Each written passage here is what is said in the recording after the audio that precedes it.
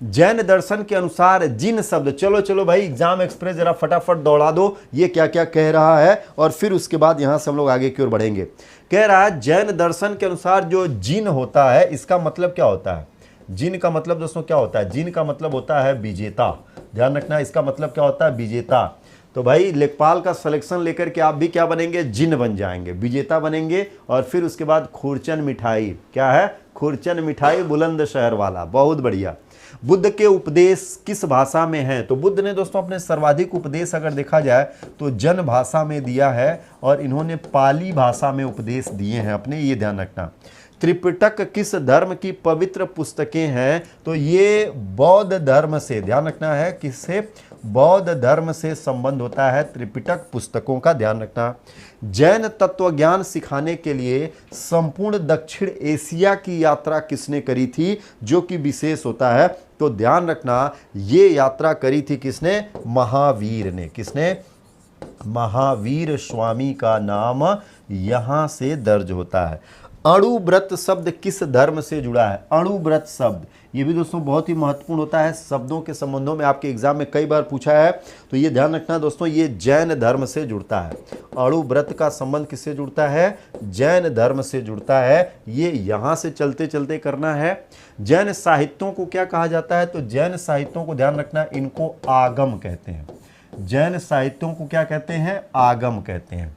स्यादवाद, स्यादवाद ये भी दोस्तों कई बार शब्द एग्जाम में आपके आ चुका है। स्यादवाद किस धर्म का मूल आधार बनता है, तो ध्यान रखना दोस्तों ये जैन धर्म का मूल आधार है।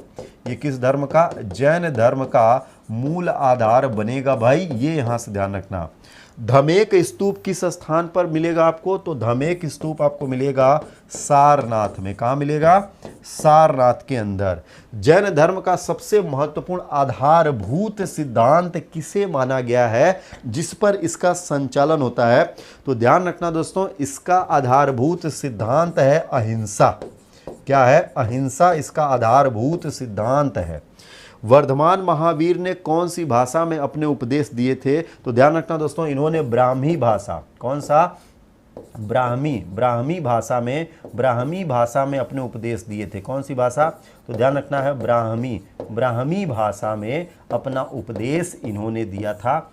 बुद्ध ने पाली भाषा में और इन्होंने ब्राह्मी भाषा में दिया था, ये यहां से करना है। आगरा शहर की स्थापना किसने की, ये क्वेश्चन तो अब आप सबको रट गया होगा। 1504 में कौन आता है, सिकंदर। कौन आता है, सिकंदर लोदी। कौन, सिकंदर लोदी।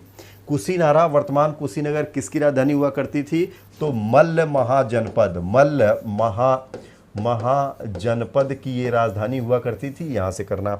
महात्मा बुद्ध का महापरिनिर्वाण कहाँ हुआ है, तो इसी कुशीनगर में ही हुआ है।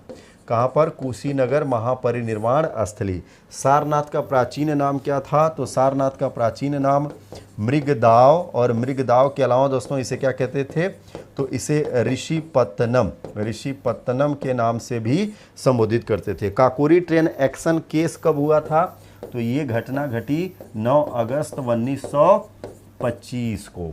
1 2 3 4 5 5 पॉइंट हैं, पांचों पॉइंट दोस्तों सही करते हुए आप सभी को आगे बढ़ना है।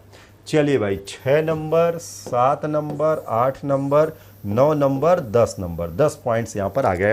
हिंदुस्तान रिपब्लिकन संगठन की स्थापना कब की गई थी, तो HRA, किसकी बात कर रहा है, HRA। तो HRA दोस्तों बनाया गया था 1924 में। कहाँ पर, कानपुर के अंदर।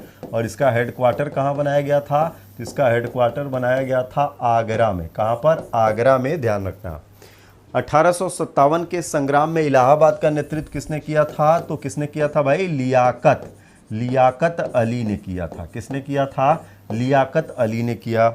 आगरा की मोती मस्जिद का निर्माण किसने किया था, तो आगरा की मोती मस्जिद बनाया था शाहजहां ने। किसने बनाया था, शाहजहां ने।